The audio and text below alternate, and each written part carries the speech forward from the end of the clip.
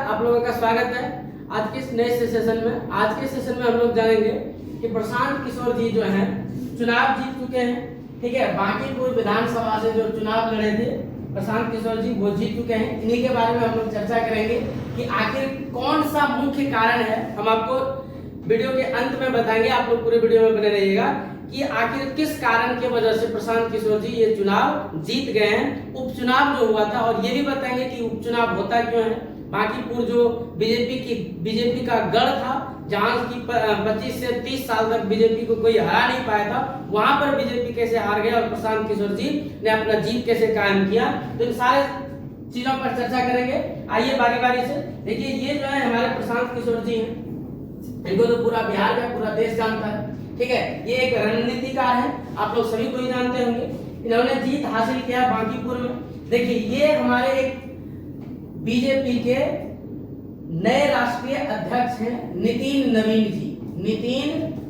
जी। ठीक है, और ये बांकीपुर से विधायक थे, बीजेपी के कैंडिडेट थे। और ये लगभग 1995 से इनके पिताजी और ये मिल करके 1995 से लेकर के अभी तक जो है इन्हीं का वहां पर बांकीपुर में इनको कोई हरा नहीं पाया था। लगभग 25 से 30 साल का ये वहां के विधायक रह चुके हैं, इनके पिताजी और ये। और हाल ही में नितिन नवीन जी भाजपा के राष्ट्रीय अध्यक्ष बन गए। और जैसे ही बीजेपी के भारतीय जनता पार्टी के आपके ये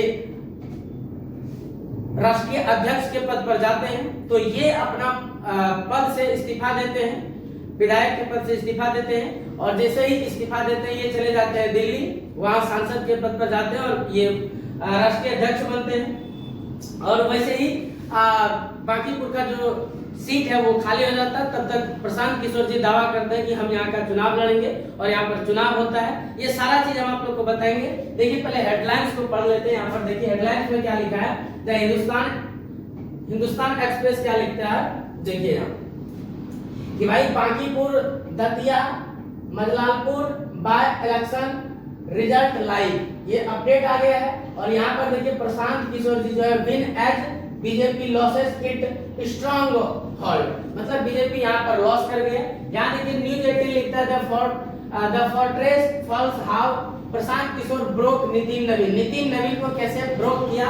35 साल स्ट्रॉन्ग होल्ड इन बांकीपुर, 35 साल से 30 से 35 साल तक ये वहां पर रहे हैं अपने पद पर। Bihar West Indies lost to Prashant Kishor, no luck in MP, how BJP fought in 3 by polls. यहाँ पर देखिए ये बताया जा रहा, साफ साफ लिख रहा है कि प्रशांत किशोर जी जीत गए हैं। और कैसे जीते हैं आपको हम आगे बताते हैं। देखिए, ये जो उपचुनाव होता है, ठीक है, उपचुनाव जो होता है ये आपका होता है 2 से 3 कंडीशन में। ये जो उपचुनाव हुआ है बाय इलेक्शन जिसको हम लोग बोलते हैं, ये 2 से 3 कंडीशन में होता है। अगर कोई मंत्री अपना इस्तीफा दे दे, या वो उस पद को चलाने में असमर्थ हो जाए, या फिर वो हट जाए किसी कारणवश से, 2-3 कारणों से ये बाय इलेक्शन दोबारा होता है, उपचुनाव दोबारा होता है। तो यहाँ पर जो नितिन नवीन जी थे बांकीपुर सीट पर, यहाँ से उन्होंने इस्तीफा दे दिया और चले गए वो बीजेपी के राष्ट्रीय अध्यक्ष के पद पर। तो यहाँ पर ये सीट खाली हो गया। इसी प्रकार यहाँ पर देखिएगा एमपी में भी उपचुनाव हुआ यहाँ पर, और यहाँ पर जो जीत दर्ज किया वो घनश्याम सिंह जी ने दर्ज किया। ये आईएनसी से था, कांग्रेस से था। और इनको वोट मिला 66,775 वोट। और यहाँ पर हार जो हुआ वो आशुतोष तिवारी जी जो कि बीजेपी के कैंडिडेट थे, और 60,741 वोट इनको मिला। और यहाँ पर एक और गुजरात में भी चुनाव था, उपचुनाव था, और यहाँ पर जीत हुआ सत्येंद्र भाई पटेल का जो कि बीजेपी के कैंडिडेट थे, 55,448 वोट से जीते। और भीखा भाई राबड़ी जो है ये आईएनसी से थे कैंडिडेट, ये 24,851 वोट लाए और यहाँ से इन्होंने हार गए। और दूसरा होता है आपका ये बिहार, तीसरा जो होता है ये आपका आता है बिहार में। और बिहार में जो है हमारे प्रशांत किशोर जी ये चुनाव को जीत गए हैं। ठीक है, और इनको जो है 63,946 वोट मिला है। और इनके जो अगेंस्ट में थे बीजेपी के कैंडिडेट थे, ये बीजेपी के कैंडिडेट जो थे इनका नाम है आपका नीरज। ठीक है, और नीरज जी को जो है 44,700 वोट मिला। और कुल प्रशांत किशोर जी इनसे इतना वोट से जीत गए। ठीक है, इसको देखिए मिला है प्रशांत किशोर जी को 63,946 और उनको मिला है 44,000। तो इन दोनों का अंतर देख लीजिए, ये 12,000 के आसपास कुछ अंतर आता है। तो इनके इतने वोट से ये जीत गए। ठीक है, आगे देखते हैं। आगे देखिए, ये है हमारे नितिन नवीन जी, जिनके बारे में हम आपको बताया, बीजेपी राष्ट्रीय अध्यक्ष जी बन गए, राष्ट्रीय अध्यक्ष जी हैं और इनका नाम है नितिन नवीन जी। इन्होंने इस्तीफा दिया था 30 मार्च 2026 को, जिसके कारण की बांकीपुर का जो सीट था वो खाली हो गया था और इसी खाली होने के लिए यहाँ पर चुनाव कराया गया, जहाँ पर प्रशांत किशोर जी जीत गए। देखिए, ये है हमारे प्रशांत किशोर जी। जब प्रशांत किशोर जी अपने पार्टी का गठन करते हैं 2 अक्टूबर 2024 को, जनसुराज का, और जनसुराज के सूत्रधार माने जाते हैं। और जब ये 2025 में इलेक्शन लड़ते हैं तो 2025 में इन्होंने 243 सीट में 0 सीट को लाया। और जब इस 0 सीट को 243 में लाया तो बहुत लोग इनको कहा कि इनका खाता भी नहीं खुला, ये हुआ वो हुआ वगैरह वगैरह। तो इन्होंने बताया कि अभी हम मरे नहीं हैं, अभी हम जिंदा हैं, जब मर जाएंगे तो आप बोलिएगा अभी हम जिंदे ही हैं। तो बहुत सारे लोगों ने ट्रोल भी किया। तो प्रशांत किशोर जी से हम लोगों को एक ही सीख मिलता है कि भाई हारने के बाद भी अपना उम्मीद नहीं छोड़ना चाहिए। जो इंसान 243 सीट पर लड़ा और 0 लाया, फिर भी वो उम्मीद नहीं हारा, दोबारा चुनाव लड़ा और अपनी जीत हासिल किया। तो हम लोगों को भी सीखना चाहिए कि उम्मीद हम लोगों को तोड़ना अपना नहीं चाहिए, उम्मीद हारना नहीं चाहिए, हार करके भी हारना नहीं चाहिए, हार के भी जीतना चाहिए, ये याद रखिए।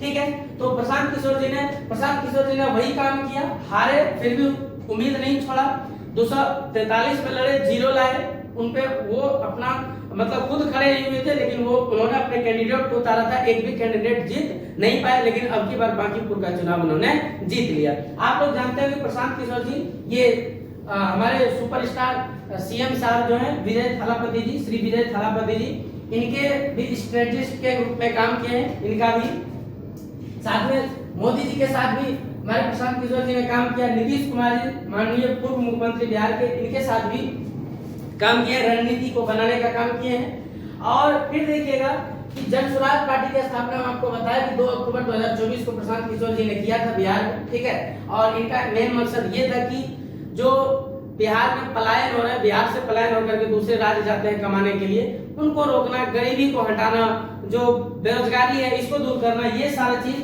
हमारे प्रशांत किशोर जी का था।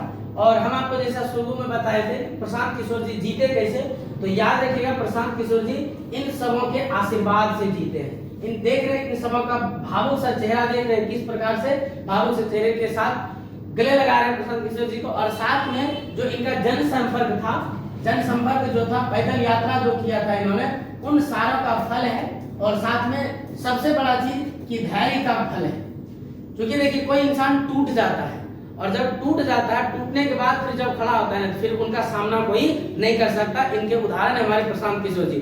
हार गए, 243 में एक भी सीट नहीं ला पाए, फिर भी अपना उम्मीद नहीं छोड़ा। हम लोगों को सीखना चाहिए प्रशांत किशोर जी से कि हारने के बाद भी हार नहीं मानना है, लगातार कोशिश करते रहना है, कभी ना कभी सफलता जरूर मिलेगा। इतने ही, और आप लोगों का बहुत बहुत धन्यवाद। इसके जो पिछले हम वीडियो बनाए थे उसमें आप लोगों ने बहुत सारा प्यार दिया, सपोर्ट किया, आप लोगों को दिल से बहुत बहुत धन्यवाद। आप लोग सपोर्ट बनाते रहिए, हम आप लोगों के लिए इस तरह का ऑथेंटिक न्यूज जो भी हो आप लोगों के लिए जानकारी लाने का काम करेंगे। जय हिंद, जय भारत।